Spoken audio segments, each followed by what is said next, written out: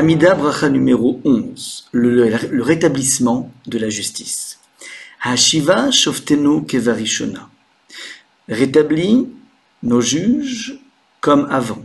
Veyoatsenu kevatechila, et nos conseillers comme au début. Ve'aser mimenu yagon ve'anacha. Et que tu éloignes de nous l'affliction et la tristesse. Umlor alenu mehera, et que tu règnes sur nous très rapidement, toi, Hachem levadecha tout seul.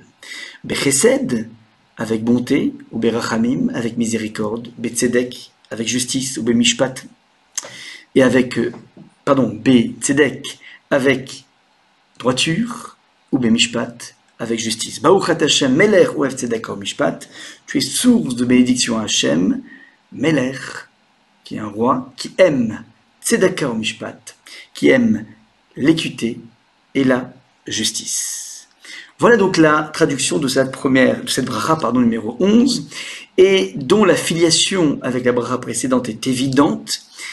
Une fois que le peuple juif retourne sur sa terre promise à Sion, évidemment il a besoin d'être coiffé par une justice forte. On a besoin donc d'avoir des dayanim qui puissent bien nous guider, qui puissent être les garants d'une justice, les garants d'une droiture généralisée à l'intérieur du peuple.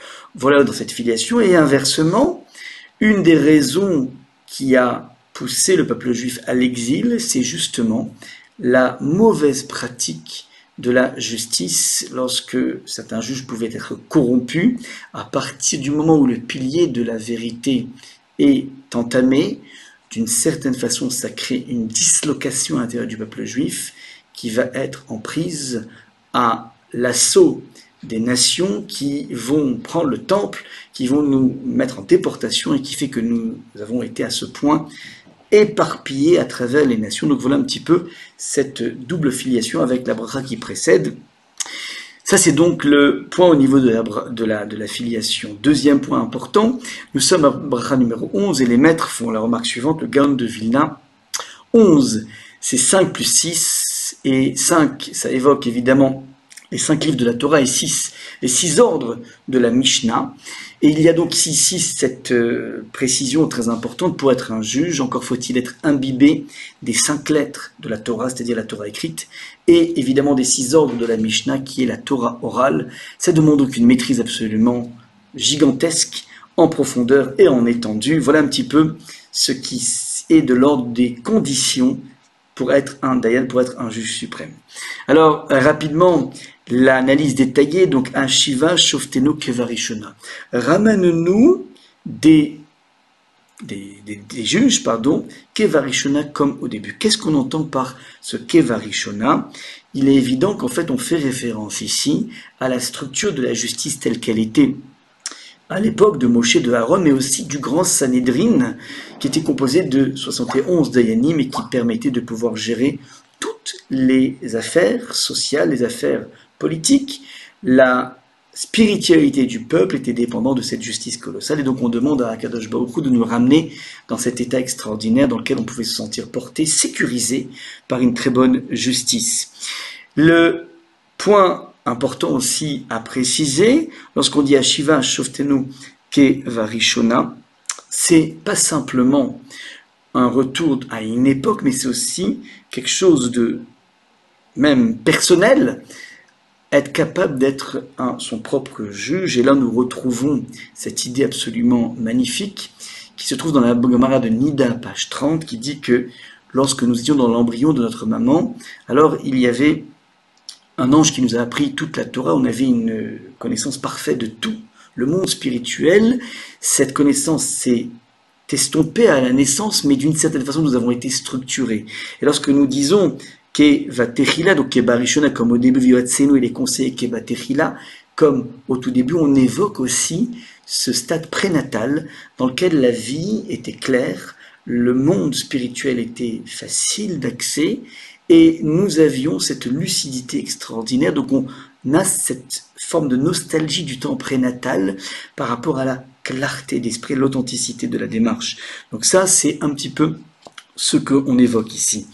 Les maîtres font une remarque absolument magnifique ici, que le rôle du Dayan et de recevoir deux parties et d'être capable de pouvoir les écouter l'un en même temps que l'autre, de façon à ne pas être soumis à ce qu'on appelle le biais de préambule, c'est-à-dire que lorsque j'ai écouté au tout début une histoire, j'ai tendance à y croire, et lorsque j'écoute la deuxième histoire qui est opposée, j'ai beaucoup plus de mal à déraciner ce que j'ai déjà écouté.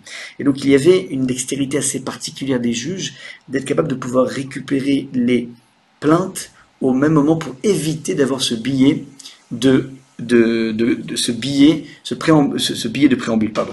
Donc voilà ce qui est marqué ici. Enfin, nous voyons ici dans le texte Shiva Shotnu Kevarishona, Veyatsenu Kevatechila Veaser Menu Yagon Vanacha. On parle d'un établissement d'une bien meilleure justice qui peut nous enlever Yagon, la tristesse, Vanacha et l'affliction. Quel rapport y a-t-il entre l'absence de justice et l'affliction? Élément de réponse, c'est qu'il n'y a rien de plus douloureux pour un individu que de subir une absence de justice. Ça, c'est exactement ce que le texte met en corrélation. On retrouve ici le sentiment qu'a vécu Caïn.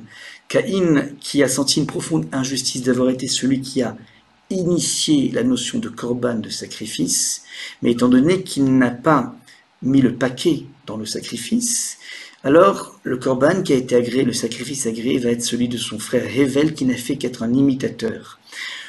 Caïn a initié, Hevel a imité, et c'est finalement Hevel qui est choisi par Hachem et non pas Caïn. Il y a aux yeux de Caïn une profonde sensation de sentiment, une profonde sensation d'injustice, et c'est la raison pour laquelle lorsque Hachem s'adresse à Caïn, il lui dit « Mère Hachem el Caïn, lama chara lecha » Pourquoi tu as un tel chagrin? Oui, le sentiment d'injustice génère chez l'individu un profond chagrin.